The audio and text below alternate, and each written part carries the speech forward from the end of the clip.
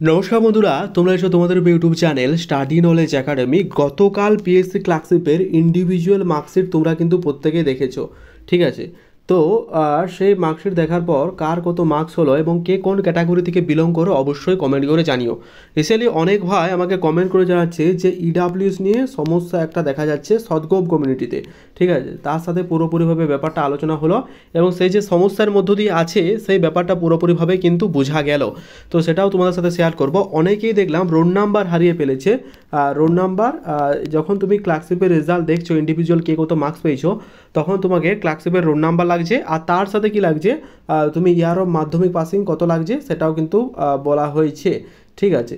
তো সেটা আলোচনা করব আজকের ভিডিওর মাধ্যমে। কি করে পেয়ে যাবে, তুমি কি করবে, আমাদের টেলিগ্রাম চ্যানেল যাবে, টেলিগ্রাম চ্যানেল দেখবে একটা লিঙ্ক প্রোভাইড করা আছে, ওই লিঙ্কে ক্লিক করে তুমি তোমার যাবতীয় ডিটেলস ফিল আপ করবে, দেখবে তোমাদের ওখান থেকে সমস্ত ডিটেলস চলে আসছে এবং তুমি তোমাদের অ্যাপ্লিকেশন নাম্বার, রোড নাম্বার সমস্ত কিছু খুঁজে পেয়ে যাবে, ঠিক আছে।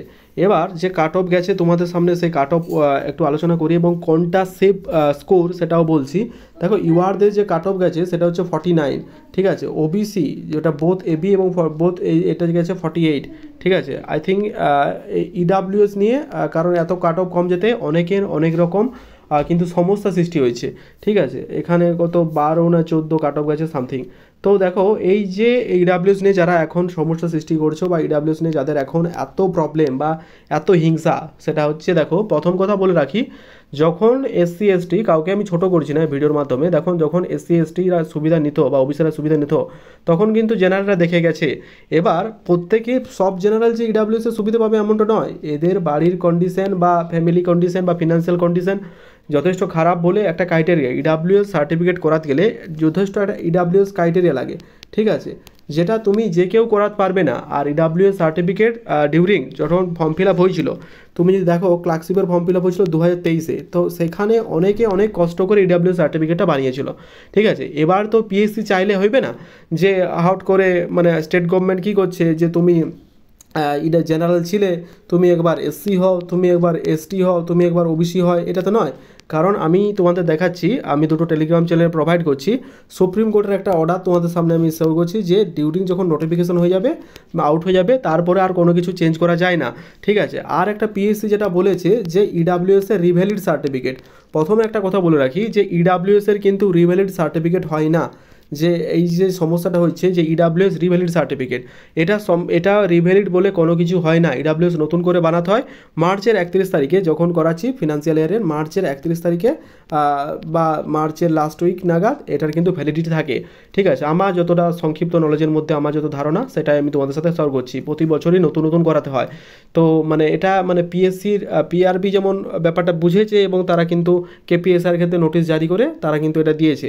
আর একটা দেখলাম রিসেন্টলি যে অমৃতা সিন ম্যাম, যে আমাদের ক্যালকাটা হাইকোর্টের যে জাজ আছেন, উনি বলেছেন তুমি কাউকে জোর করে মানে ওবিসি করে দেবো এমনটা নয়, মানে এটা হতে পারে না, ঠিক আছে। সো এটা নিয়ে একটা ঝামেলা সৃষ্টি হচ্ছে। আমি তোমাদের নিশ্চিন্ত করব যে তোমরা যারা ফর্ম ফিল আপ করেছিলে, ঠিক আছে, আই থিঙ্ক 2023-2024-এ যখন তোমরা ইডাব্লিউএস দিয়ে ফর্ম ফিল আপ করেছিলে, সেই ইডাব্লিউএস ফর্ম ফিল আপের সময় তোমরা যারা সদগোপ কমিউনিটি, ঠিক আছে, আমি আছি, তোমাদের পাশে আছি, ছিলাম, থাকবো। আমি ছাড়া অন্যান্য যারা আমার ইউটিউবার ফ্রেন্ড আছে তাদেরকেও দরকার হলে এই রিলেটেড ভিডিও আমি আপলোড করতে বলবো, যাতে এটা পিএসসির কাছে পৌঁছে যায়, ঠিক আছে। দরকার হলে এই রিলেটেডই ভিডিও তোমাদের সামনে আসবে।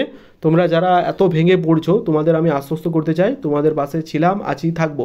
এই ব্যাপারটা তোমরা দেখে দেখো। 2023-24-এ যদি কারোর ভ্যালিড সার্টিফিকেট থাকে, ঠিক আছে, তোমরা নিশ্চিন্ত থেকো এবং তোমাদের জয় নিশ্চিত হবে। না হলে কিন্তু কেস, মানে তোমরা যদি যাও লিগ্যাল পথে সহায়তা নিতে পারো, আশা করছি তোমরা কিন্তু ব্যাপারটা জিতে যাবে, ঠিক আছে।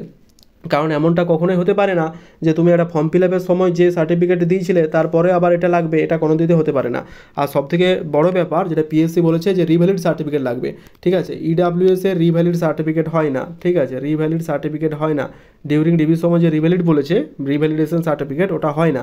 তাহলে তাকে পিএসসিকে 2023-24-এ যে সার্টিফিকেট যারা যারা দিয়েছে প্রত্যেককে অ্যাকসেপ্ট করতে হবে, ঠিক আছে। এটা তোমরা একদম নিশ্চিন্তে থেকো। দরকার হলে দুটো জাজমেন্ট কপিও আমি তোমাদের দেখাবো, টেলিগ্রাম চ্যানেল প্রোভাইড করে দেবো, তোমরা ওখান থেকে দেখে নিও, বা ডিসক্রিপশন লিঙ্ক থাকলে ওখান থেকেও তোমরা দেখে নিতে পারবে।